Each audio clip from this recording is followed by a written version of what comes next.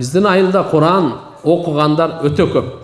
Бирок Алланын дават жөнүндө айткан аяттарын күн сайын окушат, тилекке каршы Алла жолуна чыкпай жатышат.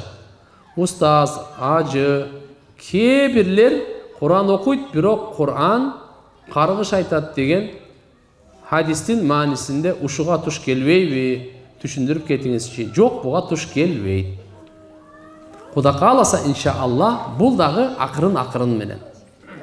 Алланын жолуна даватка чыгуу, өзүбүздү оңдоо, динди үйрөнүү үчүн болсо бул фарз айын.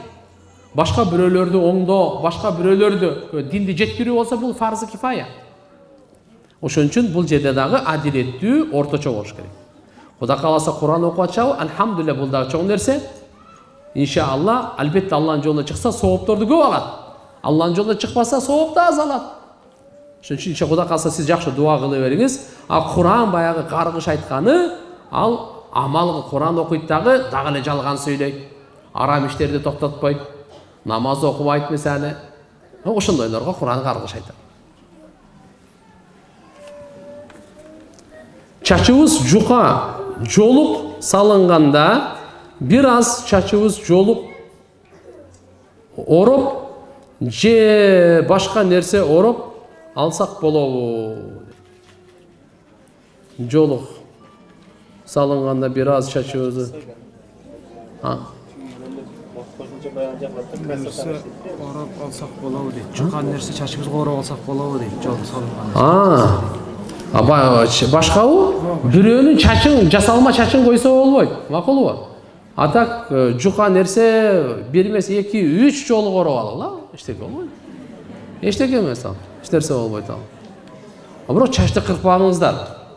Урматтуу энелерибиз кырпайт, азыркы жаштар кыздар келе тастаган. Чач кырпагыла. Чач кыркан сайын акыл азаят.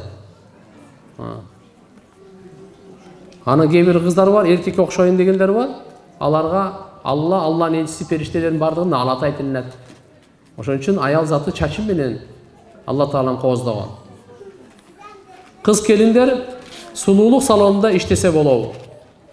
Кыз келиндер сулуулук салонунда кыздарды карасын, анан кийин азыркындай каш термей, жасалма кирпик койбой ушундайларды кылбасын. Бетин тазалай берсин, чачын тазалай берсин. Чачында сирке-пирке барын тазалай берсин. Жууп тазалап берип, салонда иштеп, акчасын таап, услуга көрсөтүп акча алса боло берет. Тырмактарын алып берип, мисалы, тырмактарын өзү ала албай калган энелер бар, же болбосо бир инвалидтер бар, ошолордун соопторун ал. Атак анан неме кылып, мындай боёп-соёп көчөгө чыгара турган болсоңор, ошого шериктеш болосуңар күнөөдө. Биз күйөөм экөөбүздү кайненем ысытма суутма кылып ажыратып жиберди. Менин ажырашуу оюм жок. Кой десем, күйөөмдүн көзүнө жаман болуп көрүнүп атам. Эмне кылсам болот? Мени кетирсе эле болду болуп калды күйөөмдүн мээсинде. Сиз мындай кылыңыз. Кайненеге кызмат кылганды баштаңыз. Путуна массаж кылыңыз. Ысык тамак жасап бериңиз. Бирок ниетиңизди түздөңүз. Ушуну сообун Алладан алам деп кызмат кылыңыз. Кайненеден рахмат күтпөңүз. Кайненеден жакшылык күтпөңүз. Сиз Алладан жакшылык күтүңүз. Ысык тамак берип, сиз жашсыз. Белиңиз күчтүү, акылыңыз жайында, ден соолугуңуз жакшы. Кайненеге караганда баары бир сиз алхамдулилла кандайдыр бир деңгээлде кызматка мындай күчтүүрөксүз да. Ошон үчүн кызмат кылсаңыз, итке кызмат кылып, бейишке кирген аялдар бар. Итке. Ит ыплас жаныбарлардан экинчи орунда турат чочкодон кийин. Пайгамбарыбыз хадисте айткан, бир ит суусап, чаңкап өлөйүн деп калыптыр. Тилин чыгарып, өлөйүн деп калганда, бир зынакор аял, Бани Исраилден зынакор аял. Ошол итке калаш барбы? Калишти, калишине суу алып туруп, суу берген экен. Алла Таалага ушул амалы, ушу боорукерлиги жагып, ушу кызматы жагып, күнөөсүн кечирип бейишке киргизген. Айнанай, кайнене ит эмес го, Кайнене ошол сиздин күйөөңүздүн апасы. чоңойткон, төрөгөн, өстүргөн, кийинткен, ооруса ооруган, канчалык деңгээлге жеткирген. Бардыгын таяр кылып сизге берип койсо анан кызганат да кайнене деле. Тартып алсаң бир жолу болбойт да. Ошон үчүн кызмат кылыш керек. Ошо кызмат кылганда Кудай кааласа соопту ниет кылыңыз, Алланын ыраазычылыгын ниет кылыңыз. Мен ойлойм, таш жүрөктөр дагы эрип кетет го деп ойлойм да. Кудай кааласа иншалла, мына ысытма суутма бул чепуха нерсе, чын айтайын. Сиз кызмат менен амалды кылыңыз, бар ордуна келет.